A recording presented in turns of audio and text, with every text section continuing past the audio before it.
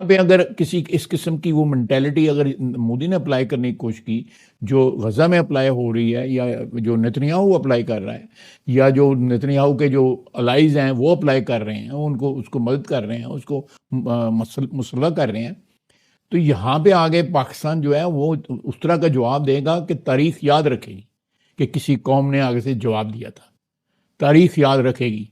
Sir India हम पाकिस्तान अगर हमारी एग्जिस्टेंस खतरे में पड़ी, हमारे खिलाफ इस किस्म का कदम उठाया गया कि पाकिस्तान को जो है खुदा न खास्ता जो है हमारी जो एग्जिस्टेंस है वो खतरे में हुई, तो फिर जो है अगर हम नहीं तो कोई भी नहीं है। पाकिस्तान के डिफेंस मिनिस्टर ख्वाजा आसिफ ने ये कहा कि पाकिस्तान का जो न्यूक्लियर प्रोग्राम है, पाकिस्तान का जो डिफेंस सिस्टम है सबका सब, वो इंडिया सेंट्रिक है।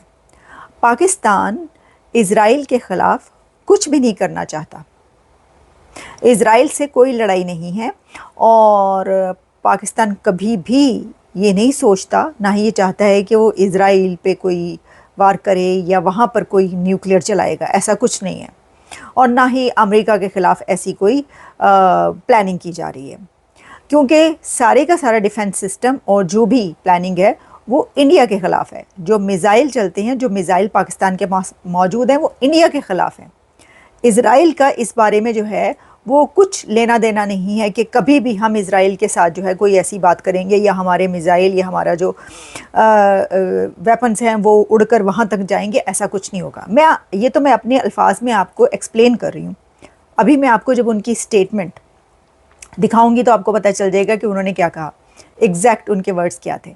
अच्छा, साथ ही उन्होंने इसके अंदर एक और बात की, और वो बात उन्होंने ये कह दी कि अगर अमेरिका यानी कि प्रेसिडेंट ट्रंप कश्मीर का प्रॉब्लम सॉल्व कर देते हैं, वो मसला बैठकर हल करा देते हैं, तो हमें तो फिर इन हथियारों की ज़रूरत ही नहीं है, और हम ये मिज़ाइल प्रोग्राम या जो भी है ये तो हम कम कर सकते हैं, कम कर देंगे या ख़त्म कर देंगे। सीरियसली, कि क्या आप अपना जो ये सारा बोरिया बिस्तर समेट के जो है वो गोल कर देंगे, सब कुछ ख़त्म कर देंगे, फिर किसी चीज़ की ज़रूरत नहीं रहेगी। मैं आपको सुनवाती हूँ, आप ज़रा सुनिएगा। इस तरह का भी प्रेशर पाकिस्तान पे है कि मिसाइल प्रोग्राम की कैपिंग की जाए? नहीं, मैं वो ये थ्रू आउट ये वक्तन फ़क्तन जो है नेगोशिएट होता रहता है कि आपकी रेंज जो है, उनका मेन मकसद ये है कि रेंज जो है वो इजराइल उससे थ्रेटन ना हो। लेकिन हमारी तो जो है वो तो ईस्टर्न है ना, कि जो डेप्थ है इंडिया की वो सारी की सारी जो है हम कवर कर सकें, चाहे वो बंगाल है या आसाम है और या नीचे राजकुमारी है, साउथ आप केरला ले लें या जो भी सूबा उनका ले लें, जो भी रियासत ले लें, तो हम तो उसको रेंज ले दें। हमारा जो सारे का सारा जो है ना वो इंडिया सेंट्रिक जो है डिफेंस का सारा प्रोग्राम है। हमारा किसी इस खिते में या बियॉन्ड दिस खिता हमारा किसी के साथ जो है कोई अमेरिका के खिलाफ या किसी के खिलाफ हमारा नहीं, कोई रेंज उस रेंज में है ही नहीं। हम चाहते हैं, हम सब के साथ हम चाहते हैं। हिंदुस्तान के साथ हमारा एक झगड़ा है और वो 70-78 साल से वो चल रहा है, कश्मीर का झगड़ा है, वो बैठ के हमारे साथ हल कर लें, बैन अवी बरादरी बैठ के हल करवा दे, यूएनओ के रेजोल्यूशन है उनके मुताबिक हल करवा दे। उसके बाद जो है हमारी डिफेंस नीड्स जो हैं वो मेरा ख्याल है फिर कोई अगर उन पे क्वालिफिकेशन जो है अगर हम अपनी मर्जी के साथ वो लगाना चाहिए। कि जो उन्होंने कहा है ये तो चलें अच्छी बात है, बहुत अच्छी बात है कि पाकिस्तान ये कह रहा है कि जी हमारा जो है वो इज़राइल से तो कोई मामला है ही नहीं और हमारा प्रोग्राम इज़राइल के लिए नहीं है, यानी कोई लड़ाई झगड़ा वो जो पाकिस्तान के अंदर से लोग जो हैं वो बात करते रहते हैं इज़राइल के और अमेरिका के ख़िलाफ़, तो वो तो उनका अपना स्टैंड है, यानी स्टेट या जो कंट्री है वो ऐसी कोई सोच नहीं रखता है। वैसे तो उस स्टैंड को भी ख़त्म करना चाहिए फिर कि भाई तुम क्यों किसी के मामे बने हुए या तुम क्यों किसी की उसमें टांग अड़ा रहे हो। और लेकिन चलें वो तो एक अलग बात है ना, अलग किस्सा है, अलग पास्ट और हिस्ट्री है उसकी। प्रॉब्लम ये है कि उन्होंने ये कहा कि अब अगर आप बैठ के हल करवा देंगे तो मोदी साहब को और शहबाज शरीफ साहब को बिठाएं प्रेसिडेंट ट्रंप और मसला कश्मीर हल करवा दें, तो अगर हल हो जाएगा तो क्या आप फिर उस पर मुतमईन होंगे? आप फिर सही है कि आप कहें कि हाँ ठीक है, क्योंकि फिर तो मसला कश्मीर अगर अमेरिका हल करवाएगा तो जो वो सही समझता है वैसे ही हल करवाएगा ना। और देखिए उसका अगर देखा जाए तो क्या हल होगा कि मैक्सिमम, मैं कहती हूँ वैसे तो देखिए वो कहते हैं ना कि कोई बड़े से बड़ा ऐसी परेशानी आ जाए या कुछ ऐसा हो किसी के ऊपर, तो वो कहता है कि भाई ये तो मसला कश्मीर बन गया है। सब दुनिया की सबसे बड़ी आफत को कहा जाता है मसला कश्मीर बन गया, यानी ये कि ये तो हल ही नहीं होगा। तो आप कह रहे हैं कि उसका हल निकाल लें। अब अगर हल निकला एक ऐसे मसले का, तो हो सकता है कि वो आपकी सपोर्ट में ना हो, फिर आप क्या करेंगे? आप तो जो है वो अपने मिसाइल प्रोग्राम जो है वो ख़त्म करने के दर पे हैं। देखिए ना, अब जो एंकर थी उन्होंने क्या पूछा था? उन्होंने पूछा था कि जो मिसाइल प्रोग्राम है उसके बारे में खदशात पाए जाते हैं अमेरिका में और इज़राइल में कि ये हमारे ऊपर चलेगा। तो उसके अंदर उन्होंने कहा कि जी ये हल करवा दें तो हम वो ख़त्म ही कर देंगे, मिसाइल प्रोग्राम ही ख़त्म कर देंगे। तो अब हल जो करवाना है, तो फिर एक तो ये कि इसका मतलब है कि पाकिस्तान इस चीज़ के लिए तैयार है। जो मेरे इसके अंदर बहुत बड़ा पॉइंट है वो ये है कि क्या इसका मतलब है कि Pakistan is ready to sit with India to resolve Kashmir problem through America. इसकी वजह यह है कि अगर देखें इससे पहले क्या हुआ था, आपको याद होगा कि इमरान खान के दौर में इमरान खान जब अमेरिका आए थे, प्रेसिडेंट ट्रंप के साथ बैठे थे और नरेंद्र मोदी साहब भी अमेरिका आए थे, तो इकट्ठे तो नहीं उन्होंने बिठाया था, लेकिन उन्होंने कहा था कि मैं जो हूँ वो हल करवा देता हूँ। तो वो वापस पहुँचे थे, तो उसके बाद जो है वो सारा जो हो गया 370 और वो उन्होंने बड़े बड़े फैसले ले लिए इंडिया में। तो इंडिया तो बार बार ये कह रहा है कि हम किसी थर्ड पार्टी को तो किसी भी चीज़ में एक्सेप्ट नहीं करेंगे। वो तो इंडस वाटर ट्रीटी पर थर्ड पार्टी को एक्सेप्ट करने को तैयार नहीं। उन्होंने बिल्कुल मुंह फाड़ के साफ साफ कह दिया भारत ने कि इसमें आप ये भूल जाएं कि हम किसी भी अपने मसले में जो है किसी तीसरी पार्टी को शामिल करेंगे।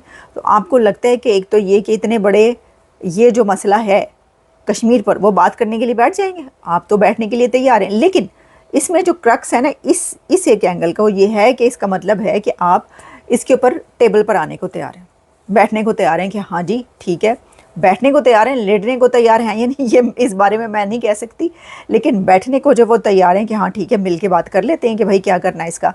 तो देखिए फिर जो बात होगी ना वो आपको कबूल करना पड़ेगा। अगर उन्होंने कहा कि जी ये इसके ऊपर उनका हक है और ये इंडिया का है, तो फिर आपको उसी तरह हाथ झाड़ कर टेबल से उठकर वापस आना पड़ेगा और वापस आकर फिर आपको अपना ये वाला मिसाइल प्रोग्राम भी बंद करना पड़ेगा, जो कि आप पहले ही कह चुके होंगे कि हम ये कर देंगे। वो कहेंगे मैंने तो हल करवा दिया, अब क्या, मेरे नज़दीक यही सही बात है।